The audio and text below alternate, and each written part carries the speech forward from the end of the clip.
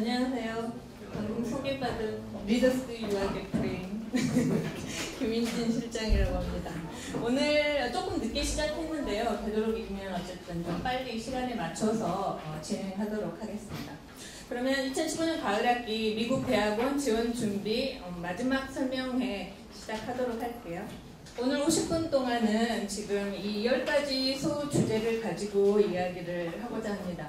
먼저 어디까지 준비하셨나요? 학교 선정 관련 이후에는 이제 본격적으로 원서 준비 단계에 있는 이력서 작성부터 살펴보도록 하겠습니다. 어디까지 준비하셨나요? 이게 지금 여러분들에게 먼저 저희가 여쭤보는 질문이 될 것 같은데요. 사실 원장님이 앞서 이야기하신 것처럼 지금 이번 2015년 가을학기 지원 마감일까지는 몇 개월 남지 않았어요. 그래서 여러분들이 지금 현재 어느 위치까지 준비를 하고 계신지, 오늘 설명에 참석하신 분들은 거의 80% 이상이 내년 2015년 가을학기 지원 준비자 분들이신 것 같거든요. 그런데 이제 이 설명회 좀 들으시고 되도록이면 지금까지 좀 느슨해 있으셨다면 좀 본인을 재촉하셔서 준비를 서두르시는 게 좋을 것 같습니다. 예전 1차 설명회 때 원장님께서 간략하게 짚어주셨는데, 합격을 하기 위해서는 특히 이제 점점 어려워지고 있는 미국 대학원 석박사 유학을 위해서는 기본적으로 학교 측에서 요구하는 준비 요소가 5가지가 있습니다. 첫 번째는 GPA. GPA는 사실 학부 성적을 이야기를 하는 건데요. 미국 대학원에서 기본적으로 요구하는 것은 석사 지원자의 경우에는 보통 미니멈 4.0에 3.0, 그리고 이제 박사 하시는 분들은 보통 4.0에 3.3 정도를 요구를 합니다.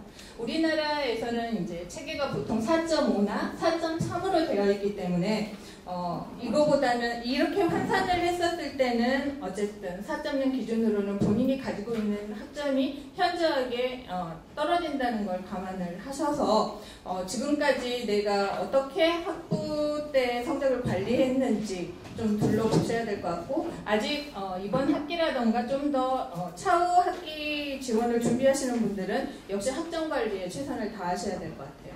미국에서 이야기하는 합격자들의 평균은 보통 석사 같은 경우는 어쨌든 3.5 정도, 박사는 3.7 정도 이야기를 하고 있습니다. 토플이나 GRE 같은 시험 점수도 이제 걔네들이 보는 수치적인 요소에 해당이 되는 건데요.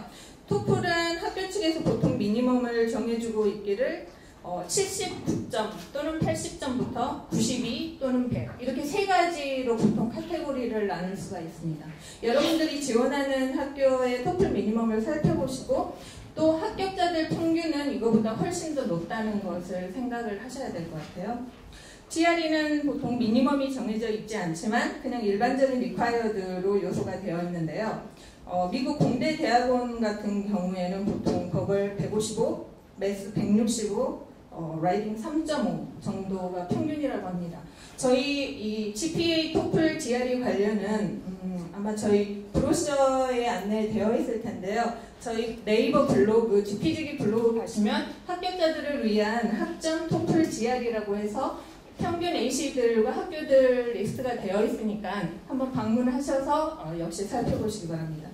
SOP 같은 경우는 Statement of Purpose라고 해서 학업계획서를 이야기를 합니다. 보통은 자기소개서라고도 이야기를 하는데 미국 대학원 지원하시는 분들은 본인이 하고자 하는 연구나 전공에 좀 더 중점을 둔 스테이트먼트를 작성을 하셔야 되기 때문에 학업계획서라고 부르시는 게 더 맞을 것 같네요. 추천서는 보통 학교에서 3통 정도 요구를 하는데요. 직장 상사 1통과 이제 본인의 학업적인 면을 추천을 해주시는 교수님 2분에서 구성이 많이 됩니다.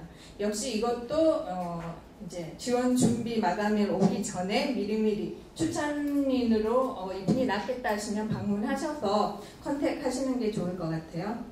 여기에 이제 부가적으로 박사과정 같은 경우에는 본인의 연구 경력 그리고 지원하시기 전에 그쪽 학교와의 교수 컨택이 합격에 있어서 또 다른 중요한 요소가 되고 있습니다. 박사 지원자분들은 석사 지원하시는 분들보다는 조금 더 시간 투자를 하셔서 준비를 서두르셔야 할 것 같아요. 여기서 보면 지원 마감일이 저희가 11월부터 체크를 했습니다. 내년 가을 학기임에도 불구하고. 왜냐하면 오하이오 스테이트 같은 경우에는 11월 1일이 인터내셔널 스튜던트들의 펀딩 마감일입니다. 그러니까 적어도 10월 말까지는 본인들이 지원 준비를 하셔야 그 학교를 지원을 하실 수가 있다는 거고요. 텍사스 A&M 같은 경우도 1월 1일이 데드라인으로 되어 있지만 실질적으로 웹사이트에는 인터내셔널 스튜던트는 어쨌든 12월 1일까지는 보내달라 하고 레코멘드 되어 있습니다. 그러니까 꼭 내가 1월 1일이라고 생각됐었던 학교라 하더라도 부가적인 본인의 상황에 맞는 또 다른 요구 조건이 있을 수 있으니까 체크 반드시 하셔야 돼요. 보통 미국 대학원의 온라인 원서 오픈이 가을 학기 같은 경우에는 8월 초부터 많이 시작이 되는데요. 8월 중순에는 이제 거의 다 새로운 2015년 가을 학기 온라인 원서가 오픈이 될 거예요. 그러면 그때부터 미리 준비하신 분들은 원서를 작성하시는 분들도 있으세요. 미국의 톱 주립대 같은 경우에는 미리 데드라인이 1월 1일이지만 먼저 오는 순서대로 심사를 하기도 합니다. 어드미션 커미티들이 딱 어떤 특정 날짜에 모이는 게 아니라 학생이 원서를 컴플리션 시키면 그때부터 시작을 하는 경우도 있어요. 펜실베니아 스테이트 유니버시티 11일 지원하셨던 학생분 같은 경우에는 저희가 10월 말에 원서를 보낸 적이 있어요. 미리 사실은 뭐 1년을 더 준비를 하셔서 이미 여름에 다 끝내신 분이셨는데 그분 같은 경우에는 1월 15일이 마감이었는데 이미 합격 발표는 12월 초에 받으셨습니다. 그 뜻은 이제 내가 한 학교에서 어쨌든 합격을 받고 난 뒤에는 나머지 학교들이 보통 3, 4월에 발표가 오니까 미리 좀 편하게 기다리실 수 있는 그런 심리적인 안정을 얻으실 수 있는 효과도 있고 좀 빨리 온 뒤에는 내가 생각했던 것보다 어쨌든 안전하게 한 학교는 확보를 해놨으니 지원 마감일이 조금 늦은 다른 상위 학교를 노리셔서 다시 한번 원서를 보내시는 분도 있으세요. 그런 효과들이 있기 때문에 실제 11월에 지원 마감이 시작된다고 여기는 해놓았지만 10월부터는 이미 보내시는 분들도 많으시기 때문에 여러분들도 사실 준비를 서두르시지 않을 이유는 전혀 없으세요. 이런 건 이제 주립대에 많이 해당이 되고 스탠포드나 버클리 같은 곳은 사실 이런 규정에서는 좀 약간 어긋나는데요. 데드라인 전까지 걔네들은 심사를 하지 않습니다. 그러면 그 뜻은 내가 조금 원서 준비를 늦게 해서 제출을 한다고 해도 데드라인 이전에만 들어가면 오히려 빨리 보낸 것보다 더 완성도를 높여서 넣는 게 더 유리하다는 뜻이 되겠죠. 그러니까 여러분들이 지원하시는 학교에 따라서 이런 전략을 같이 생각을 해보셔야 될 것 같습니다. 다음 학교 선정 알아볼게요. 계속 지금 미국 대학원 합격률이 낮아지고 있다, 어렵다 이야기를 하는데요. 실제 그렇습니다. 해마다 저희는 계속 보고 있으니까 몇 년 전만 하더라도 이 스펙으로 쉽게 들어갈 수 있는 학생이었는데 왜 떨어졌을까 너무 안타까울 때가 조금 있는데 그만큼 많이 미국 대학원을 지원을 하고 있는 다른 나라 학생들도 늘고 있다는 거예요. 특히 중국, 인도 아주 물량적으로 대단히 지금 많은 원서가 오고 있기 때문에 예전처럼 쉽게 그냥 일반적으로 이렇게 뭐 토플은 미니멈만 맞아서 그냥 넣어도 되겠지 이런 아니란 생각을 가지고 지원하시게 되면 사실 예전에 생각하셨던 것보다는 조금 더 낮은 학교들 위주로 되실 수도 있으세요. 이렇게 점점 어려워지고 있기 때문에 사실 경영학 박사라던가 이런 쪽은 박사 같은 경우는 랩에서 뭐 몇 명 뽑지 않으니까 여기에서 경영학 석사를 하시고 박사 지원을 당연히 하셔야 되는 분들도 어렵다는 걸 아셔서 미국으로 통계학 석사라던가 경제학 석사를 먼저 브릿지로 거쳐서 그쪽에서 추천서를 받고 다시 경영학 박사를 지원을 하시는 분도 점점 많이 늘고 있습니다. 전자공학 역시 여기서 석사를 했지만 어차피 내 목표는 최종 목표는 박사이기 때문에 좋은 학교 박사 졸업을 위해서 먼저 석사를 미국으로 한 번 더 가서 더블로 다시 한 다음에 지원을 하겠다는 학생분들도 늘시고 계시고요. 여러분들이 가지고 있는 최종 이제 유학의 목표를 생각을 하셔서 그거에 맞춰서 내가 지금 현재 어떤 식으로 준비를 해야 될지를 생각을 하셔야 될 것 같아요. 이는 내가 지금 점수가 좀 낮은 상태에서 석사를 그냥 좀 그냥 그런 학교 석사를 가서 좋은 PhD를 갈 것인가, 아니면 아예 그냥 여기에서 석사를 하고 다시 미국으로 좀 어렵더라도 그냥 도전하는 방식을 선택을 할 것인가, 이런 여러 가지 길들이 지금 이제 학부 졸업하신 분들 앞에는 있으리라 보여져요. 참고로 이제 미국에서 이제 그렇게 해서 통계 석사 하셨던 학생분이 이번에 경영 박사 지원하는데 미국에서 30개를 쓰셨다고 하더라고요. 그런데 거기에서 5개 인터뷰를 받으셨고 3개에 합격을 하셨다고 합니다. 근데 그중 3개 중에 한 곳이 펀딩을 못 주겠다고 한 거예요. 그만큼 너무 어렵기 때문에 여러분들, 저희들이 이제 이 표에서 이야기하는 것은 보통 석사는 적어도 7개는 지원하셔라, 박사는 10개를 지원하셔라는데, 이게 아무래도 본인의 상황이라던가 어떤 전공을 선택하느냐에 따라서 이게 달라질 수 있겠죠.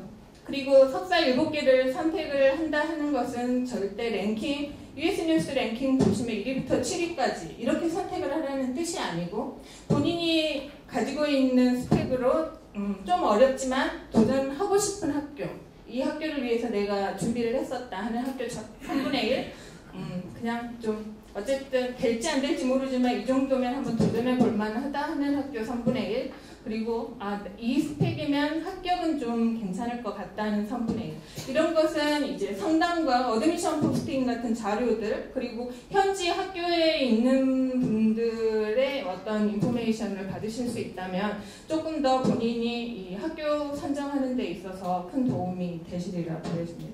그런데 사실 1위부터 7위까지 하면 안 된다고 했는데, 정말 미국 대학원은 의외로 못 갈 학교 같은데 되고 쉽다고 생각하는 학교인데 떨어지는 그런 경우도 사실 많아요.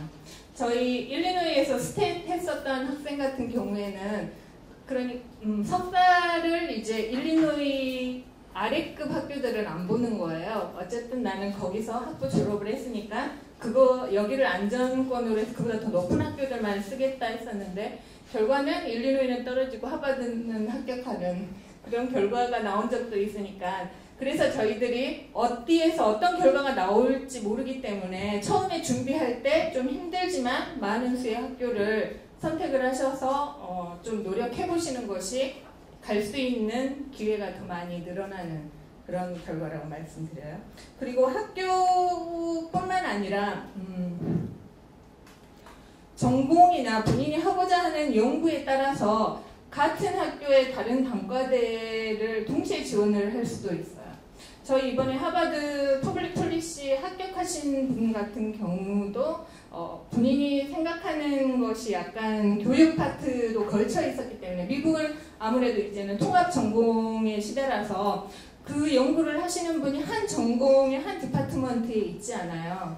그래서 또 이제 교육학과와 이렇게 행정학과를 동시에 지원하셔서 동시에 합격하신 경우도 있었는데, 그렇게 되면 준비해야 되는 학업계획서라던가 추천서의 성격 같은 것들이 또 준비에 있어서 달라질 수 있잖아요. 이런 여러 가지 시간적인, 그리고 조금 더 본인의 노력이 많이 필요하지만 좀 더 많은 경우의 수를 아예 지원을 하실 때 좀 크게 생각하셔서 놓고 준비를 하시라는 거예요. 하지만 이제 평범하신 대부분의 경우는 학교 선정에 있어서 가장 먼저 고려하는 건 아무래도 토플, GRE 같은 시험 성적이 되겠죠. 거의 50% 이상은 토플과 GRE에 맞추셔서 학교 선택하시는 분들이 사실 많으시고, 저희에게도 질문이 많으셔서 한번 3가지 경우로 나눠봤는데요. 여러분들은 지금 어디에 속하고 계신지는 모르겠지만 1번은 먼저 토플 점수는 내가 확보를 했지만 아직 GRE 점수가 없다 하시는 분들, 이런 분들은 저희가 소신 지원을 하라고 합니다. 왜냐하면 GRE 같은 경우는 토플과 다르게 미니멈 규정이 없는 학교가 거의 70%예요. 그 뜻은 GRE에 국한하지 않고 나머지 요건들이 좋으면 합격을 시켜준다는 의미가 더 큰 거거든요. 예를 들어 예전에 푸드 사이언스 지원하신 박사분 같은 경우는 GRE를 정말 많이 보셨어요. 근데 점수가 안 나오는 거예요. 그래서 143에서 끝나서 왜냐면 아까 제가 공대대학원 같은 경우도 155 뭐 이렇게 말씀드렸잖아요. 너무 낮은 점수인데 그분은 연구 경력이 많으셨어요. 그래서 처음부터 이력서를 아주 모든 시간을 투자해서 정말 잘 쓰고 본인이 생각하는 학교들의 교수 컨택에 집중을 하셨어요. 그래서 지원하신 학교 중에 코넬만 이제 안 되시고 나머지 다 합격하셨던 그런 결과가 또 저희 수업 경험담에도 있는데 GRE에 너무 연연하지 마시고 왜냐하면 시험 준비 끝난 뒤에 원서 들어가면 정말 할 게 많거든요. 그래서 GRE를 계속 끌고 계시는 것보다는 나머지 다른 요소에 더 집중하시는 게 나을 것 같아요. 두 번째는 토플 점수는 없고 GRE는 봤다 하시는 분들. 요새는 뭐 토플부터 시작하시니까 이런 분들은 좀 많이 드무실 것 같은데 예전에는 이렇게 후기 타고 이래서 점수가 높으신 분들이 정말 많았는데 이제 여러분들은 그렇게는 안 되겠죠. 왜냐면 어려워지고 있으니까 점수가 그렇게 좋게 나오는 게 아니거든요. 이런 분들은 사실 어떻게 보면 약간은 편법인데 데드라인이 12월 1일이라고 하면 12월 2일부터 어드미션 커미티들이 바로 모여서 심사를 하는 게 아닙니다.